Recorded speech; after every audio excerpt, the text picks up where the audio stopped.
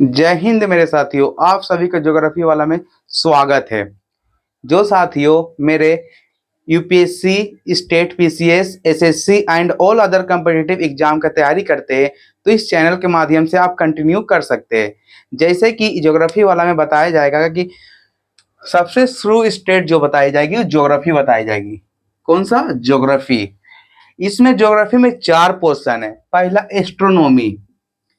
Astronomy यानी कि खगोल शास्त्र, इसको खगोल विज्ञान भी कहा जाता है।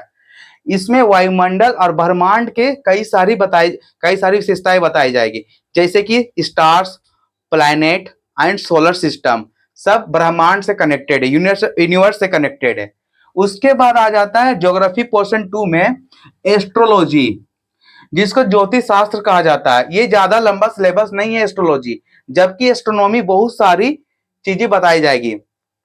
और तीसरी में जो है वो जियोलॉजी है। जियोलॉजी ज्योग्राफी से कनेक्टेड है। जियोलॉजी यानी कि भूगर्भ शास्त्र, जो भूमि से अंदर से संबंधित रखता हो, यानी कि पृथ्वी से, जैसे कि सेल, चट्टान, माइंस, खदान के बारे में, चट्टाने के बारे में। कई सारी चट्टाने पाई जाती है। कौन सा चट्टान कहाँ पे पाई जाती है, चट्टाने बहुत टाइप की होती है, उस चीज किसमें पढ़ेंगे? जियोलॉजी में पढ़ेंगे। और लास्ट जो पोर्शन आ जाता है ये जियोग्राफी आ जाता है, जिसको भूगोल कहते हैं। ठीक है। उसके बाद दूसरा सेगमेंट पे हम लोग पढ़ेंगे वर्ल्ड ज्योग्राफी।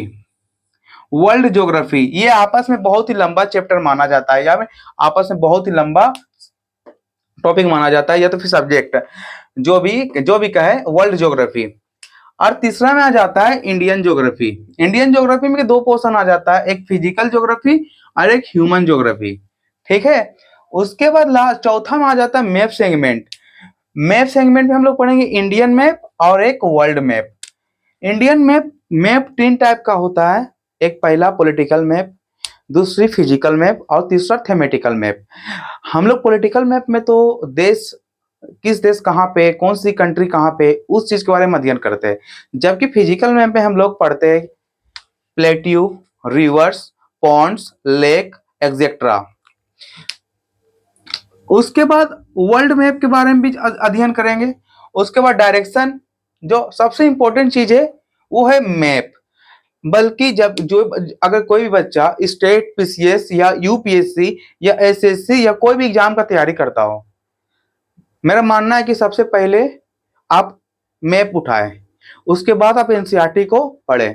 क्योंकि अगर आप मैप पढ़ते तो एनसीईआरटी हम लोग का इजीली समझ में आ जाता है। ये मेरा खुद का मानना है। उसके बाद आप डायरेक्शन लास्ट में पढ़ेंगे, डायरेक्शन, जबकि डायरेक्शन सबसे इंपॉर्टेंट टॉपिक माना जाता है मैप के सेगमेंट में। चलिए डायरेक्शन देखते हैं एक बार। कोई भी सेंटर में अगर हम लोग एक बटा हुआ है, ऊपर वाला हिस्सा को हम लोग नॉर्थ बोलते हैं। क्या बोलते हैं? नॉर्थ बोलते हैं। जबकि आगे साइड होता है नॉर्थ। और नीचे वाला हिस्सा को हम लोग साउथ बोलते हैं। जब नीचे वाला हिस्सा को साउथ बोलते हैं और ऊपर वाला जो हिस्सा होती है उसको हम लोग नॉर्थ कहते हैं। जबकि राइट हैंड जो होती है हम लोग का, राइट हैंड, वो हम लोग का वेस्ट हो जाती है, वेस्ट। और जो हम लोग का लेफ्ट हैंड हो जाता है वो हम लोग का ईस्ट हो जाता है। सबका डायरेक्शन अलग अलग। अगर हम इस दिशा में है तो मेरा डायरेक्शन चेंज हो गया, अगर हम इस दिशा में है तो मेरा डायरेक्शन चेंज हो गया। सबका दिशा चेंज हो जाती है। कोई भी अगर समुंदर में है या तो फिर कहीं भी, कोई भी अगर कोई भी जगह पे है, मान चलिए हम कोई भी महाराष्ट्र में या फिर बिहार या झारखंड यूपी में कहीं भी है, तो डायरेक्शन हम लोग का बहुत ही काम आती है। ये डायरेक्शन का टॉपिक हो गया। ये पहला जो क्लास की जाएगी ये इंट्रोडक्शन क्लास है।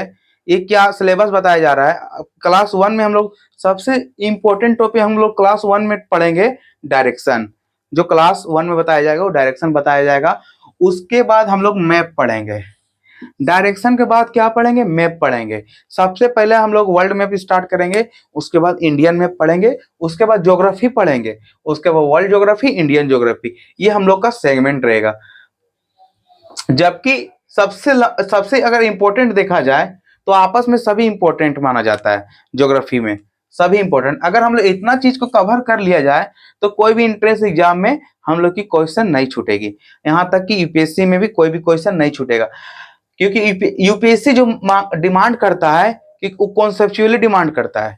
जबकि फैक्ट डिमांड बिल्कुल भी नहीं करता।